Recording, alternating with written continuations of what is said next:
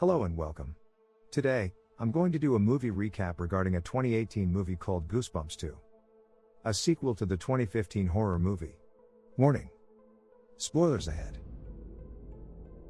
In the town of Wardenclyffe, high school senior Sarah Quinn is struggling to write a paper to send to Columbia University so she can get in. Her boyfriend Tyler Mitchell sneaks in through her window to hang out, but they are heard by Sarah's mother Kathy and brother Sonny, and Kathy makes Tyler go home. The next day, Sonny's best friend Sam Carter is dropped off to stay for the weekend. Kathy stops at a store on the way to taking the kids to school, and she appears to be having a connection with the store's manager Walter. At school, Sam puts up flyers for his and Sonny's unofficial business of picking up other people's junk.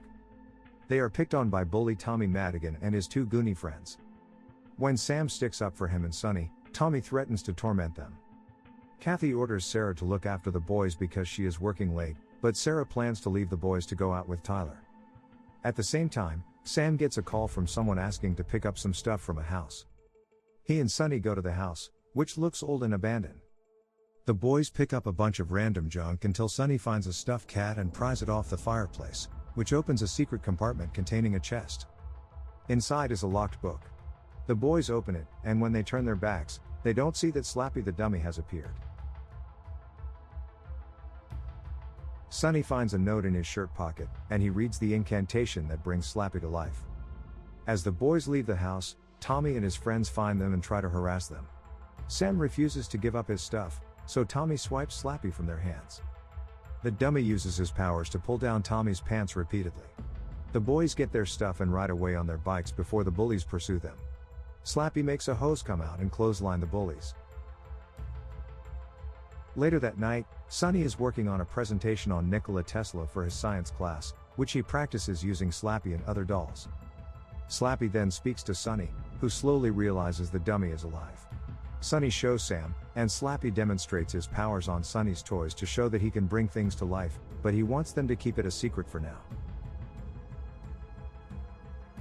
Sarah goes to meet Tyler at the show that he invited her to, only to see him kissing another girl. She goes home upset and complains to Sonny about it, which Slappy overhears. At school, Slappy sneaks into Sarah's backpack, so she stuffs him in the locker. He overhears as Tyler talks to Sarah, and she is still mad at him. Slappy finds Tyler in the gym as he is setting up decorations, and Slappy scares Tyler by causing the ladder he is standing on to collapse, injuring the boy. He is wheeled into an ambulance raving about Slappy, which Sarah overhears. Meanwhile, in Sonny's class, he presents his Tesla Tower project to an impressed class, until it goes out of control and shoots electric bolts that wreck the science lab.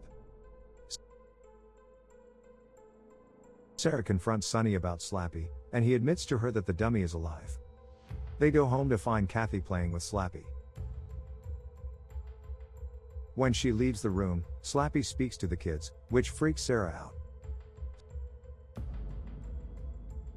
Sonny reads the incantation again to make Slappy inanimate again, but it doesn't work. The three try to talk in private in Sarah's room, but Slappy appears there as well. Sarah grabs an aluminum bat and knocks Slappy out. They put him in a suitcase and drive to a nearby lake to dump him there, but he reappears on the windshield as Sarah drives them home. She speeds up and hits the brakes hard to throw Slappy off, but Sonny fears they have just made things worse. The kids go home to read up on the events of the first movie in Madison, Delaware, where creatures from the books of R.L. Stine terrorize the town, including Slappy. They try to get in touch with Stine but find a different number and leave a message, which Stine hears on his machine. Knowing something bad is going to happen, he makes his way toward Wardenclyffe. They then figure they need to get the book back, but Tommy took it, so they need to get it from him. Slappy walks into town and goes to Walter's store where he finds a bunch of Halloween decorations, including the abominable snowman and werewolf of Fever Swamp. Using his powers and the incantation, Slappy brings the scariest decorations to life and throws a mask onto Walter to turn him into a monstrous henchman. The creatures head off into town to wreak havoc. The kids find Tommy and his buddies TPing someone's house when they go to ask him for the book.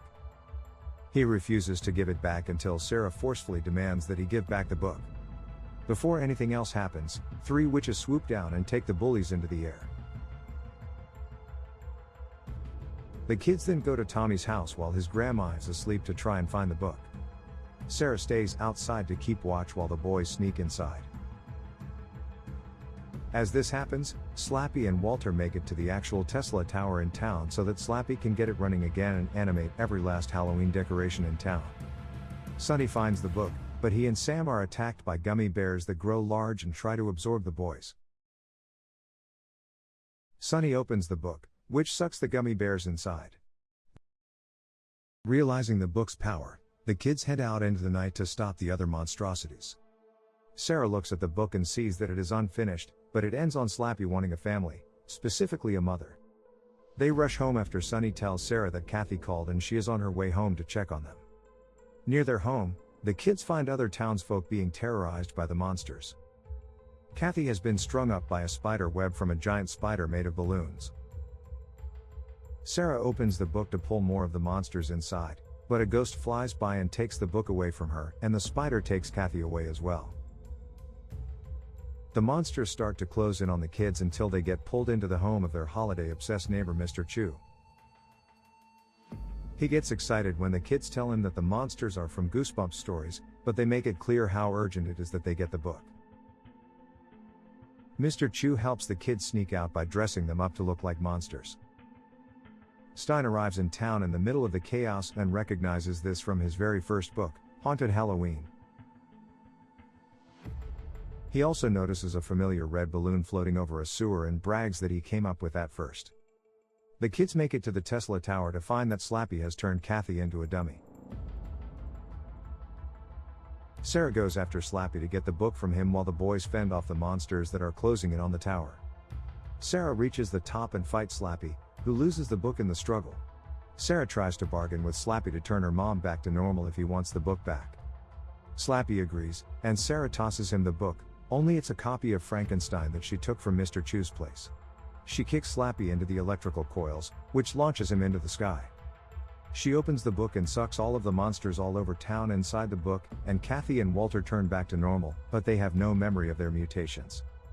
Stein arrives just as the group is leaving the building, and he sees that the kids fixed the problem themselves, but they give him back Haunted Halloween.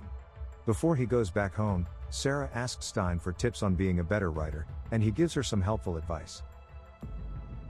Sometime later, Sarah finishes her essay and submits it.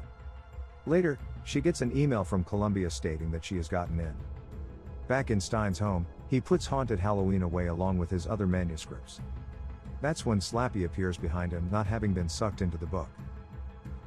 He reveals that he wrote a book of his own, with Stein as the main character.